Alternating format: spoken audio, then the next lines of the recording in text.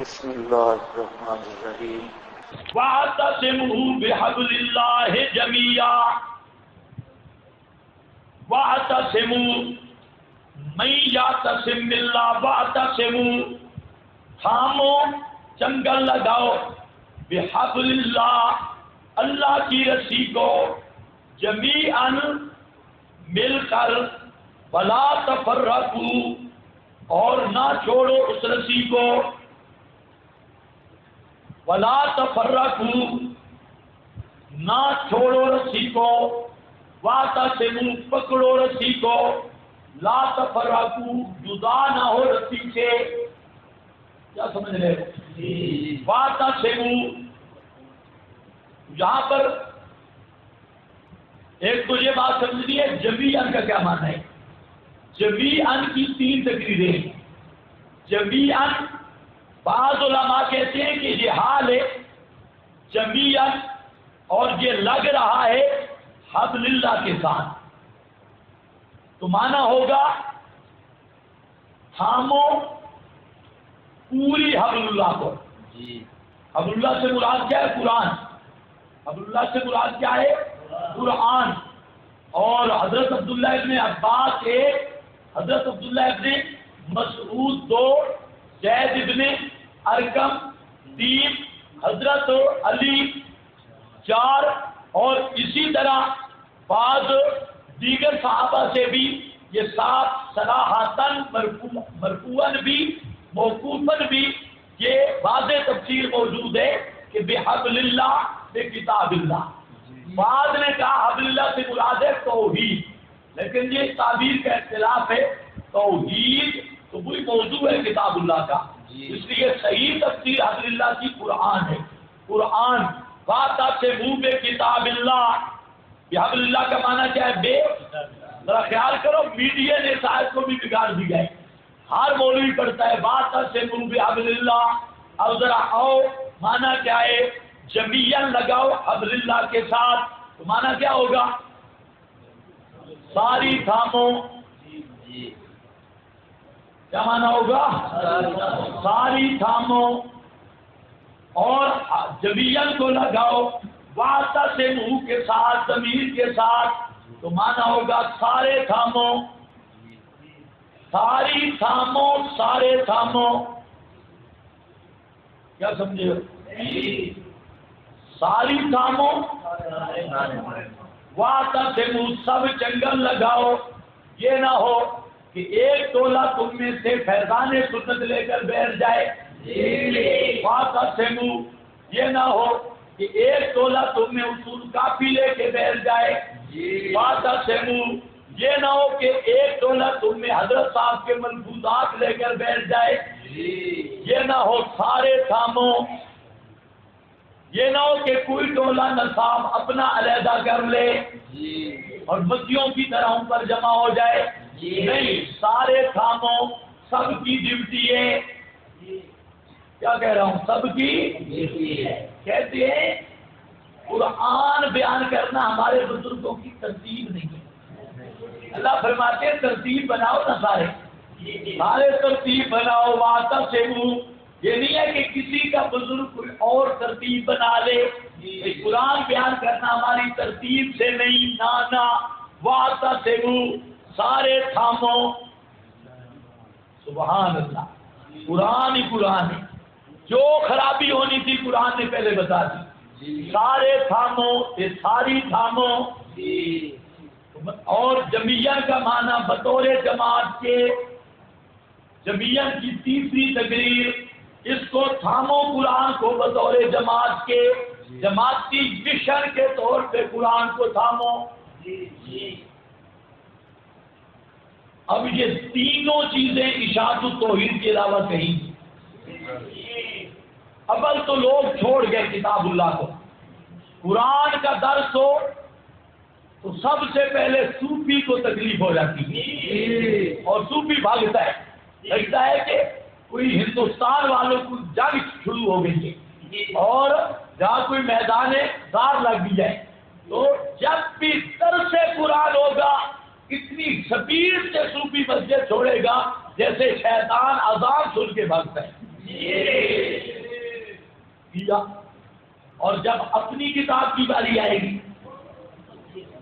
بڑے اخلاص کے ساتھ بیٹھے گا، اب کتاب آ گئی اور کہے گا بھی تھوڑا سا بھائی یہ تھوڑا سا بغیر قرآن سننے کے لیے کیوں نہیں، یا بیان کرنے کے لیے کیوں نہیں؟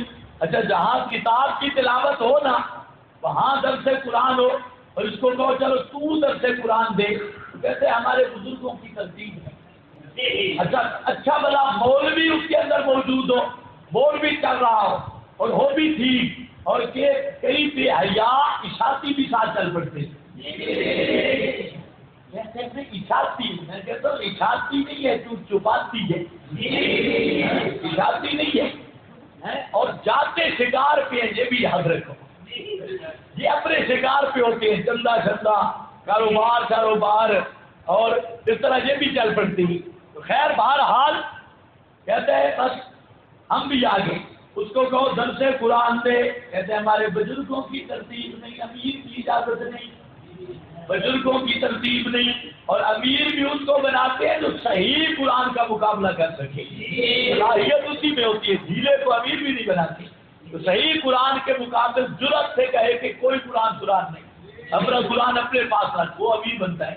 تو پہلی خرابی ہے بات سے جمیعن کے ساتھ لگے، ہر اس جماعت پہ رد اور اس فرقے پہ رد ہے جنہوں نے اپنا نصاب بھی جدا کر لیا، اپنے عقائد بھی جدا کر لیے۔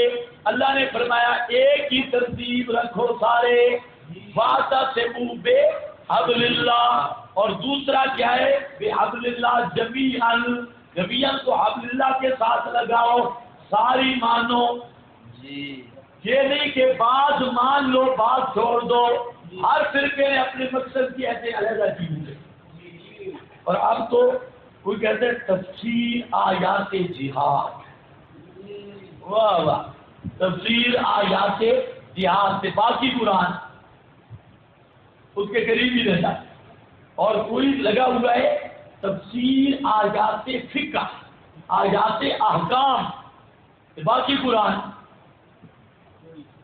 جعل القرآن عظیم، ٹکڑے ٹکڑے کر دیا، اور یہ اللہ کے فضل سے اشاعت التوحید والے ہیں جو پورا قرآن پڑھاتے ہیں اور ہر حصے کا حق ادا کرتے ہیں، چاہے احکام کا، چاہے جہاد کا، چاہے توحید کا، چاہے عظمت صحابہ کا، جو بھی ہو، اور ہر فرقہ مخصوص چند آیات رکھا کے بھیج دیتے ہیں، چلو، اور یہاں پر پورا قرآن ہوتا ہے، اور پورا قرآن کے جتنے مضامین ہیں سب بیان ہوتے ہیں۔ یہ معنی ہے بحبل اللہ کے ساتھ لگاؤ جمیعہ کو، اور پھر بطور جماعت کے تھامو۔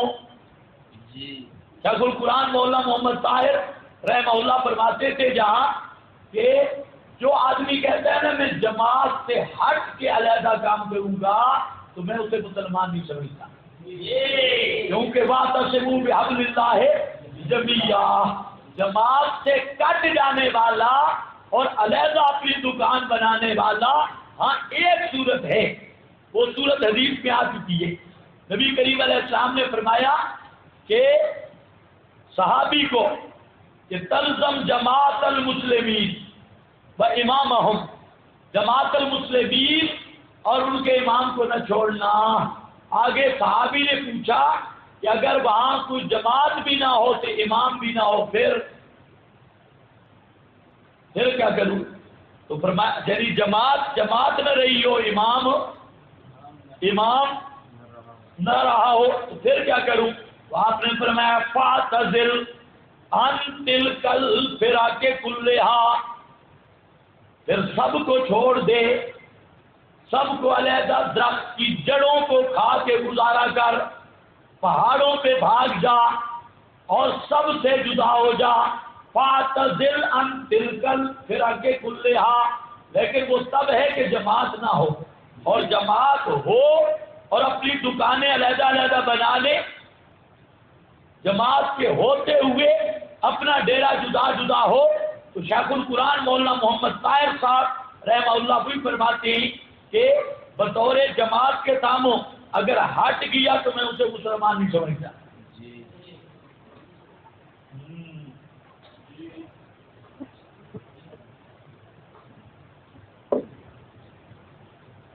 جماعتی نصب العین کے طور پہ قرآن تھامو. تمہارا نصب العین قرآن بیان کرنا ہو یہ بھی تلاش کر لو, یہ بھی شاہ توحید کے علاوہ کہیں نہیں ملے گا. ولا تموتن ہو گیا. واعتصموا بحبل اللہ, میں نے آپ کو بتا دیا الاعتصام کا معنی بھی جنگل لگانا, پہلے بھی بات ہو چکی ہے. ہاں جنگل لگانا, اور جنگل وہاں ہوتا ہے جہاں مقابلہ ہو. معلوم ہوتا ہے لوگ سارے تمہارے مقابل آئیں گے. لا یضرهم من خالفهم میں بھی یہی اشارہ ہے. لوگ کتاب اللہ قرآن آئیں گے لیکن تم پکے رہ جانا بحبل اللہ, اللہ کی کتاب پر, ساری پر, سارے اکٹھے ہو کر بطور جماعت کے جماعتی نصب العین مشن بنا کر کسی پہ پکے رہنا. ولا تفرقوا, اس سے جدا نہیں ہونا. اب لوگ کیا مانا کرتے ہیں وہ بھی آپ کے ذہن میں ہو, پتہ نہیں کیا کیا کہتے ہیں. ولا تفرقوا, یہ واذکروا نعمت اللہ, یاد کرو اللہ کی نعمت کو جو تم پر تھی. اس پر حدیثیں بھی پڑھی ہیں, اعتصام بالکتاب والسنہ. اور صاحب مشکات نے بات بھی لایا ہے کتاب. ہاں بھائی, تو واذکروا نعمت اللہ, یاد کرو اللہ کی نعمتوں کو, علیکم جو تم پر ہیں جس وقت کے تم دشمن تھے. اذ کنتم اعداء فالف بین قلوبکم, بس جوڑ لگا دیا تمہارے دلوں کے درمیان, تمہارے دلوں کو جوڑ دیا, تمہارے دلوں کو جوڑ دیا. فالف بین قلوبکم, جوڑا. کیا مطلب جوڑنے کا؟ اللہ کا معنی زالت عنہم العداوہ, عداوت نکل گئی, دشمنی نکل گئی.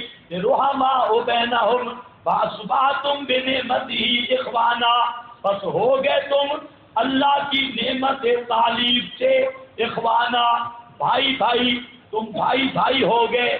وکنتم علی شفا, اور تھے تم اوپر گڑھے کے, حفرۃ من النار, گڑھا کیا تھا؟ کنارے پر. شفا کا معنی کنارہ, حفرہ کا معنی گڑھا, من النار آگ کے گڑھے کے کنارے پر. وانقذکم, اللہ نے تمہیں وہاں سے بچا لیا, کھینچ لیا تم کو, منہا, اس آگ سے. کذالک یبین اللہ, اسی طرح بیان کرتا ہے آج اللہ پاک واسطے تمہارے آیاتی ہی, دلائل, اپنے دلائل و آیات احکام, لعلکم تہتدون, تاکہ تم راہ پہ, راہ راست پہ قائم رہو.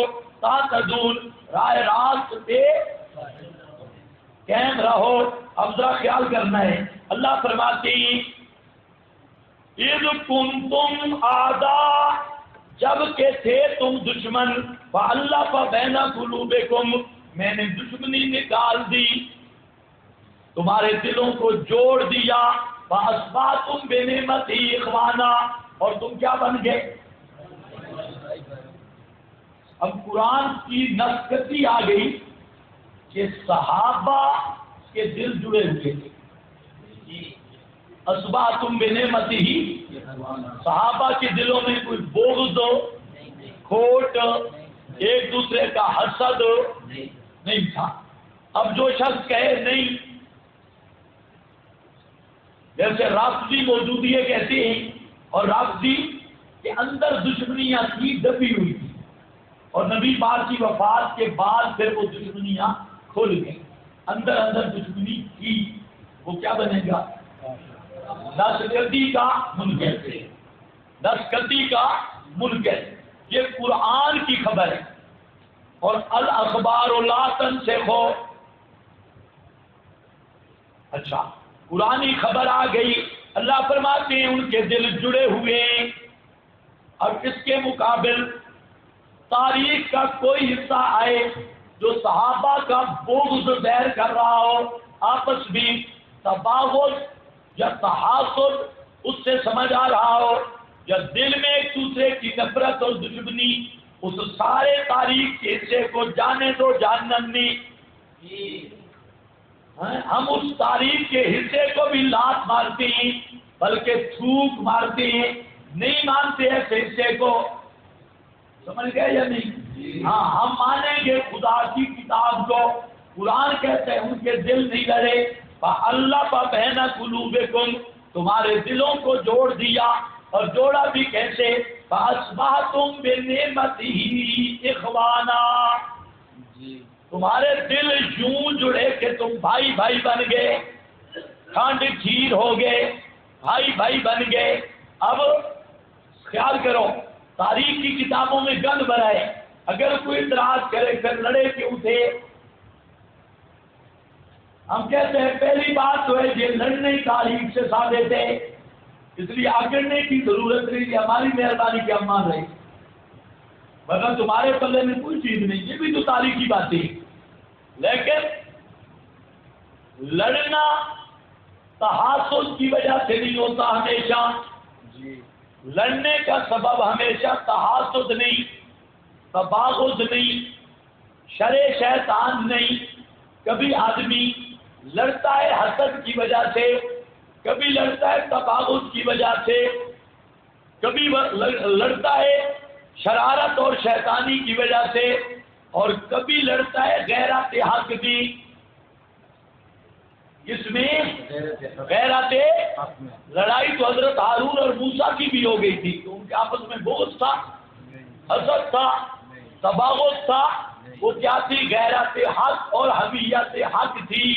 ہم کہتے ہیں لڑائی ہو جانا حمیت حق کی وجہ سے، غیرت حق کی وجہ سے، اس سے دلوں کی لڑائی نہیں ثابت ہوتی، تباغض تحاسد ثابت نہیں ہوتا، دلی نفرتیں ثابت نہیں ہوتی، اور جو تاریخ کا مواد بھرا پڑا ہے کہ اتنی حسد تھا، ممبر پہ ایک دوسرے کو گالیاں دیتے تھے، مودودی نے لکھا، ممبر پہ کھڑے ہو کے گالیاں دیتے تھے، اور ایک دوسرے کے ساتھ نفرت تھی، بغض تھا، عداوت تھی۔ تو کوئی بھی ہو اینی ون، کوئی بھی ہو جو یہ کہے کہ صحابہ کا آپس میں بغض تھا، تحاسد تھا، دل میں نفرتیں تھی، تو وہ آدمی قرآن کی نشکتی کی روح سے مسلمان نہیں۔ تو سمجھ آ گئی ہے میری بات مان رہے ہو؟ قرآن مانو، قرآن۔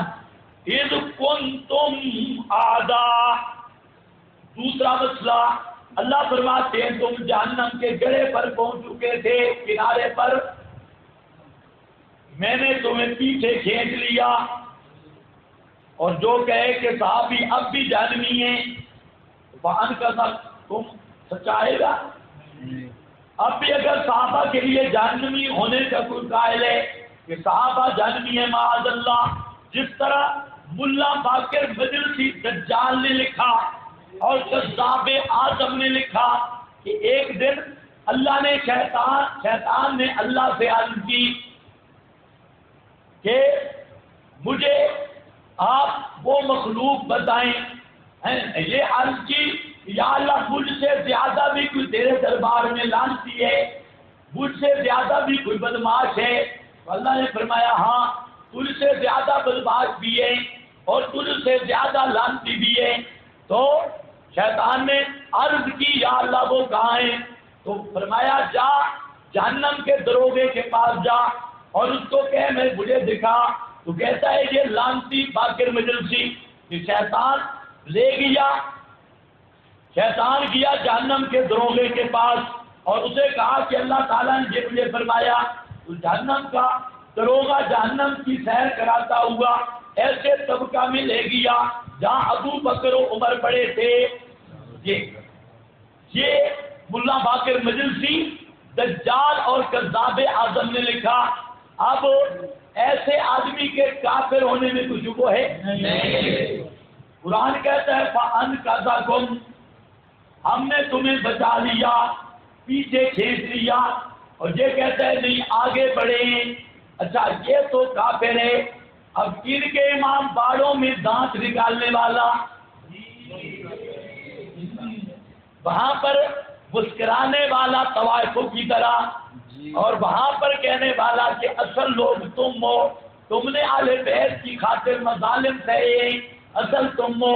تو یہ بے غیرت بھی کافر ہونے سے کم نہیں، کیونکہ ابو بکر و عمر کے متعلق اتنا کفریہ گند بکنے والی قوم، اور پھر بھی ان کے ساتھ پیار محبت، پھر بھی ان کے ساتھ دانت مسکرائی، اور پھر بھی ان کے ساتھ وہی گلی ڈنڈا کھیلنا، تو پھر اس کا مطلب ہے کہ اس کے دل میں بھی صحابہ کی محبت نہیں ہے۔ اگر صحابہ کی محبت ہوتی تو کبھی بھی ایسے بدماشوں کو سینے سے لگانے کے لیے تیار نہ ہوتا۔ ہم تو خدا کی قسم یہ باتیں بیان نہیں کر سکتے، اور کمال ہے یہ بے غیرت پھر بھی ان کے ساتھ جا کر سینے سے سیدھا لگاتی ہے، حالانکہ مرتد سے ملنا بھی منع ہے۔ جی تمہاری بھی جی ڈھیلی ہے، باہر نکلو گے یہ ڈھیلی جی ختم ہو جائے گی، کیونکہ پھر تو ایسا بندہ اتنا بڑا تو ظاہرہ تو عبداللہ ابن ابی اس سے بھی اوپر تھا۔ دیکھو اذ کنتم اعداء فألف بین قلوبکم فاصبحتم بنعمتہ اخوانا، ایک مسئلہ کہ صحابہ کا دل کھنڈ کھیے، آپس میں کوئی بغض نہیں، کوئی حسد نہیں۔ جہاں پر ہمارے حضرات کئی لفظ سے قلم بھی بڑی ہوتی ہے، وہاں بخاری میں حدیث آتی ہے نا، ام المومنین سے پوچھا گیا کہ نبی کریم علیہ السلام جب مسجد نبوی میں گئے تھے آخر وقت میں تو کون کون ساتھ تھے؟ فرمایا کہ ایک تو فضل ابن عباس تھا ورجل، اور ایک اور آدمی تھا۔ اس سے بعد شارحین نے لکھ دیا کہ حضرت عائشہ حضرت علی سے کیونکہ دشمنی رکھتی تھی اس لیے حضرت علی کا نام نہیں لیا، حسد کی وجہ سے نام لے لیے تھے، رجل کہہ دیا۔ یہ آپ کے بہت سارے شارحین نے لکھ دیا، اور آپ کے شیوخ بھی جہاں پر ایسی ایسی باتیں کرتے ہیں۔ مجھے ایک بڑے شیخ الحدیث مجھے کہنے لگا کہ یہ چیزیں تو صحابہ میں بھی تھی، اور حضرت عائشہ نے نام کیوں نہیں لیا؟ میں نے کہا تیرے لیے حدیث پڑھانا حرام ہے، وہ حدیث مہربانی کر چھوڑ دے، پڑھانے کے ثواب کی بجائے گناہ ہے۔ بات تو حدیث میں دوسری میں صاف وضاحت ہے کہ ایک کبھی حضرت علی ہوتے تھے اور کبھی دوسرا آدمی ہوتا تھا۔ ام المومنین کا پردہ تھا، وہ پہچان نہیں سکی کہ دوسرا کون ہے، کیونکہ ایک تو فضل بن عباس پکے تھے اور دوسرا آدمی تبدیل ہوتا رہتا تھا، کبھی کوئی آ جاتا کبھی کوئی آ جاتا۔ تو اس لیے ام المومنین فرما رہی ہے کہ فضل ابن عباس تو ان کی پکی ڈیوٹی تھی اور دوسرا آدمی بدلتا رہتا تھا، اللہ جانے دوسرا کون تھا۔ کہتے ہیں یہ بھی حسد تھا۔ واہ واہ بزرگوں، اللہ کی رحمتیں ہوں، یہ حسد نہیں تھا، حسد بغض نہیں تھا صحابہ کی، کہ حضرت فاطمہ ناراض ہو گئی، فلم تتکلم، بات بولی کوئی نہیں،